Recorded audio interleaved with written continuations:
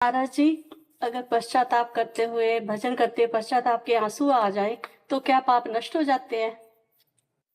हर बात में देखना है कि वो पाप की लघुता और श्रेष्ठता को देखना है, ऐसा नहीं है। किसी का साथ दे दिया कि वो कोई ऐसे दूसरी शादी में किसी का साथ दे दिया। किसी का पाप कर्म में साथ दे दिया। बराबर होता है हत्या करना, हत्या करने का आदेश देना और हत्या करने वाले का साथ देना, अनुमोदन करना, तीनों को बराबर होता है, बराबर माना जाएगा। उसमें नहीं माना जाएगा कि हम कम है। प्रेरक, अनुमोदन और कर्ता तीनों को बराबर दंड मिलता है और पुरस्कार मिलता है, पुण्य भी मिलता है। अगर पुण्य में प्रेरणा की, यार क्या बैठे हो, चलो वृंदावन चलते हैं, और चलो परिक्रमा लगाते हैं, तो एक परिक्रमा लगा रहा है और एक साथ में ला रहा है। कहाँ जा रहे हो? परिक्रमा। अरे क्या भाई, धन्य है आपको वृंदावन की परिक्रमा। ये अनुमोदन बराबर फल मिलेगा, तीनों को बराबर। कर्ता, प्रेरक, अनुमोदन तीनों को बराबर फल मिलता है।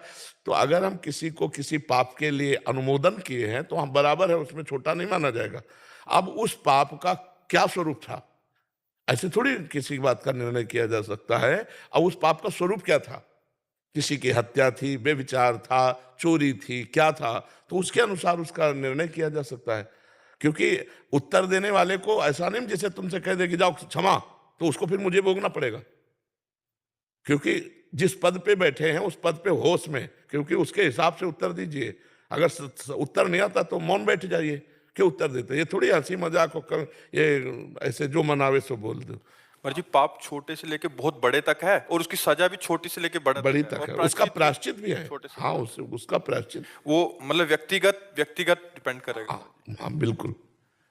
तो जब तक उसका हमें पता नहीं चलेगा हम कैसे बता सकते हैं? महाराज जी, मार्गदर्शन कर दीजिए बस आप, क्या करें अब?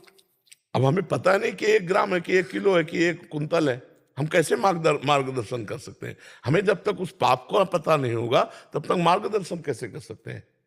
जैसे भाई का कोई शादी में ऐसे करना पड़ा, कुछ डिवोर्स वगैरह में, बस मैंने उसका साथ दे दिया बाद में डिवोर्स करवाते हुए। तो वो उस अंदर से जब भजन में बैठते हो तो गलान नहीं होती है। इसी से ठीक हो जाएगा, इसी से ठीक हो जाएगा। जो प्रायश्चित है, अंदर जलन हो रही कि मैंने गलत संग किया, बस उसी से हो जाए कोई। पर हमें चाहिए कभी सबसे प्रार्थना, क्योंकि लाखों लोग सुनते हैं, यदि हमारी वाणी से किसी, भले भाई हो या कोई हो, अगर गृहस्थी बसती है तो हमें दोनों को एक दूसरे के प्रति प्यार बढ़ाने वाली बात कहनी चाहिए, एक दूसरे के प्रति क्षमा वाली बात कहनी चाहिए। नहीं तो मानो डिवोर्स हो गया, संबंध विच्छेद हो गया, तो वो भी किसी और पुरुष का वर्ण करेगी, व्यभिचार दोष। वो भाई भी वो दूसरा करेगा तो वो भी व्यभिचार दोष, अपवित्रता बढ़ती चली जाएगी। तो मुझे लगता है ये डिवोर्स कोई हल नहीं है। हल है एक दूसरे की गलतियों को क्षमा करके प्रेम बढ़ाना और उसे आगे बढ़ा। देखो, सबसे गलती हो जाती है, लेकिन हम तुम जब मिले तो फिर हमारा तुम्हारा जीवन अब पवित्र होना चाहिए। पीछे तुम्हारा जीवन कैसा रहा, हमारा जीवन कैसा रहा, माटी डालो।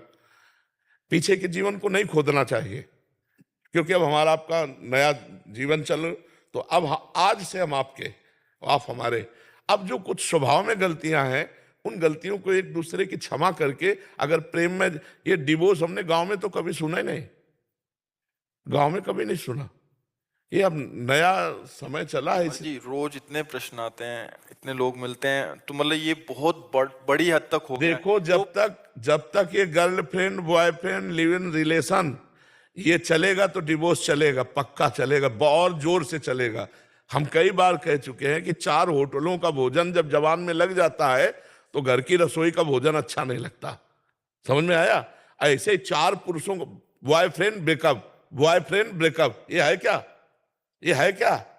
वो लड़की अपने पति के साथ रह पाएगी? 4 बार तुमने गर्लफ्रेंड नई नई बनाई, तुम रह पाओगे एक पत्नी के व्रत में?